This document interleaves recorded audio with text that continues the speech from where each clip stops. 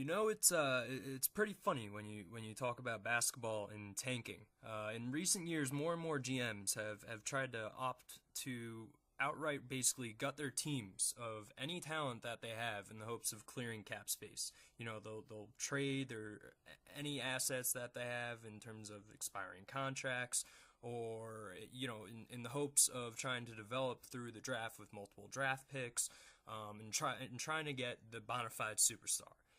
Think of what Toronto is trying to do right now, or even Boston, what they did right before the season by trading Paul Pierce and Kevin Garnett for multiple picks from the Brooklyn Nets.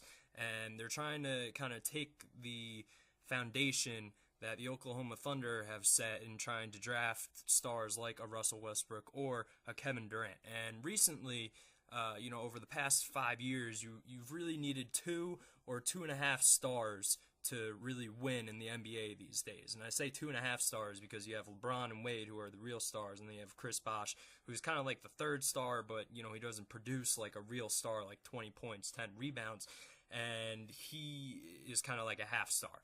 So, but I mean, it's always been this way, where you need obviously more than one star. I mean, Pippen and Jordan with the Bulls. You had Bird, McHale with the Celtics. You had Magic, James Worthy, Kareem Abdul-Jabbar with the Lakers. You had Cousy and Russell in the really early Celtics, in the 50s and 60s. You had Malone and Irving in the 76ers. So every team needs at least 2 stars to win. Obviously, even LeBron James couldn't win it until he moved to Miami. But, in today's game, it has become more evident than ever that you need these 2 or 3 stars just to compete. The league is really, really top heavy, at least when you look at the Eastern Conference. And, I'll get back to the Eastern Conference in a second, but, you honestly need to have 3 stars in order to either compete or have a shot. And many will point to the Heat for this, having this 3-star ideology, but it really honestly took place with the Celtics when they traded for Garnett and Ray Allen. Both were in their final years of their prime to go along with Pierce's prime, and that's what spurred them to the NBA championship. And then the Heat started it, and then the Nets have tried to replicate it, but it's failed.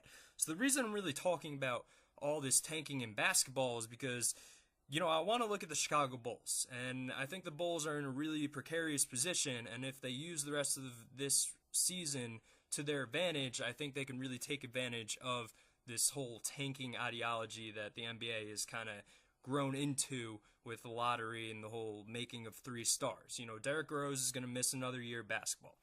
Last time he played a full season was in 2011. LeBron hadn't won a ring, I was still in college, and Tony Romo hadn't won a playoff game. Well, check that. Tony Romo still hasn't won a playoff game, but you guys get the point. The Bulls are really hurting. They really have no one on offense. They're currently last in the league in points per game at 91.4 points per game, which is a huge concern and always will be, even when Rose was in the lineup, because Rose was the only facilitator on the team. They're last or second to last in the league in field goal percentage at 42%.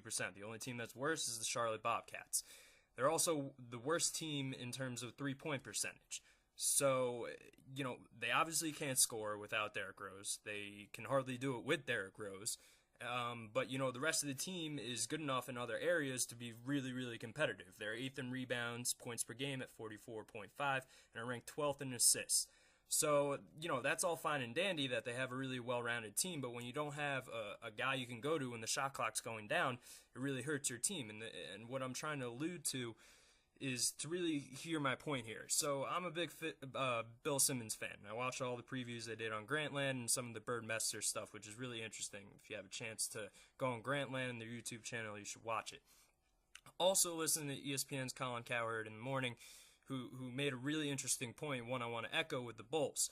That point that I want to tie in here is that, in the NBA, there's so many games that if you can get players in the NBA to try really hard, you can every single night, never take a night off on 82 nights of the year because they play 82 games, you're going to probably win more than half of your games because other teams like the Heat and the Thunder, they're well, maybe not the Thunder, but if you're in the East, the Heat, they're really just trying to make the playoffs, get a 1 or 2 seed, kind of coast all the way through, and get back to they're really focused on the playoffs, in other words.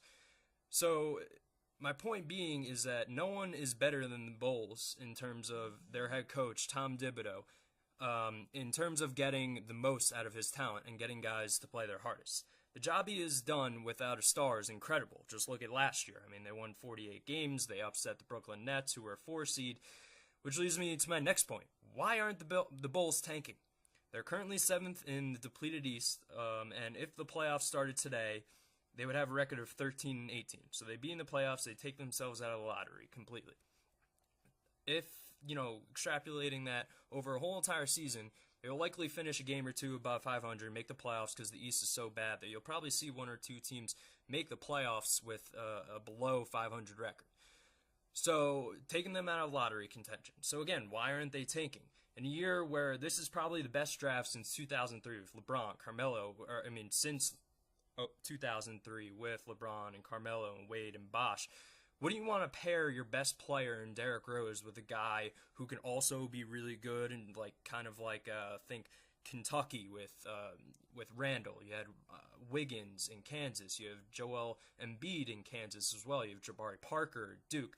Granted, those are the top guys everyone's trying to tank, or not. I mean, they're not trying to tank, but a lot of teams have put themselves in position to be so bad that they'll have really good shots at making that. And right now, the Bulls don't have the greatest shot. So, even though they are long shots, it's not like the Bulls haven't won a lottery with bad odds. Just look at Derrick Rose. So let me just put it this way. If they tanked, let's say, the 13-18 right now, they're about an 8 or 9 in terms of records. When you look at the lottery, you have Toronto, leading the pack as well as, actually not anymore, but you have Milwaukee and you have Boston kind of leading the pack in the tanking. Utah is a little bit in there, but they're even, 11 and 15 or, 20 almost, and, and they're in the West and they're the last seed. So you have all these teams, and it would be really smart for the Bulls if you got a guy like Jabari Parker. Speaking of Jabari Parker, he's from Chicago. Derrick Rose is from Chicago. Chicago needs a star. I mean, Derrick Rose, this is his second surgery on a knee.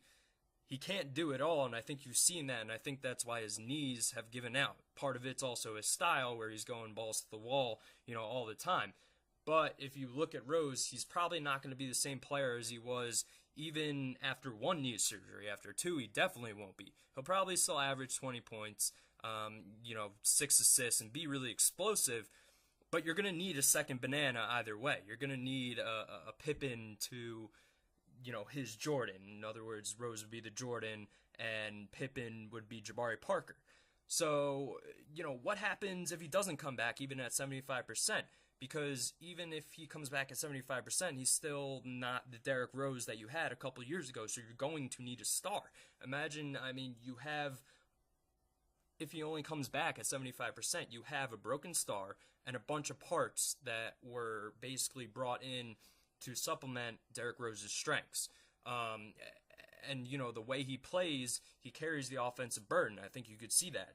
They do struggle to score even with him, but they really, really struggle without him because they have no one who can really be a shot creator. Bring in a guy like Jabari Parker, not only will attendance go up and, the whole home crowd thing get into a frenzy in Chicago, but you also have a second scorer. Luol Deng is also getting older. He's having his best year offensively in terms of 19 points, but he has missed 4 games.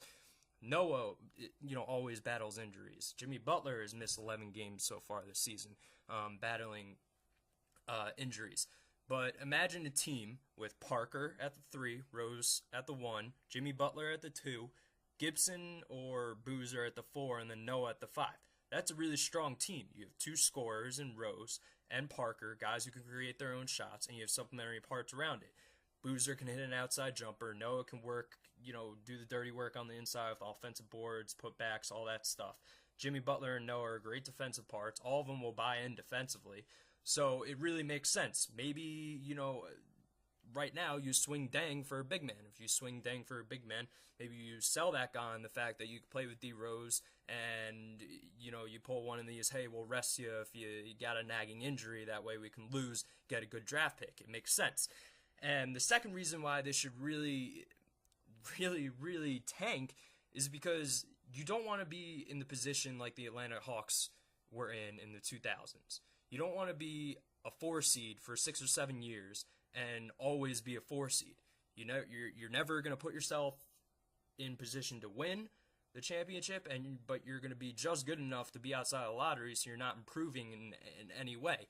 Especially in the NBA today, you either want to be contending for the championship or rebuilding to then contend for a championship. So you be so bad that you can get a shot at one of these top guys, that you can take those top guys and win in the NBA. If you do it without, the in the way the Atlanta Hawks did, you're just going to be a 4 seed, you're going to have to blow it up, and you just wasted about 2 decades worth of play hoping that this meddling 4 seed that was always a 4 seed for 4 or 5 years is going to all of a sudden become a 3, a 2, a 1. That just doesn't happen. I mean, Brooklyn was a 4 seed last year, and this is why they made the trade to get a Paul Pierce and a Kevin Garnett, because they thought getting those 2 guys would make a great starting 5, which in theory it would. And then you put that together with Darren Williams and Brook Lopez and Joe Johnson, it's a great starting 5. However, that just hasn't happened. So, plain and simple, Bulls should tank. They need another scorer. They need another star. I mean, imagine what would happen if you had Derrick Rose and Jabari Parker in the same lineup. I think Chicago would be a really good team and put them actually over the top in terms of being in the East over a team like the Heat or maybe even the Pacers.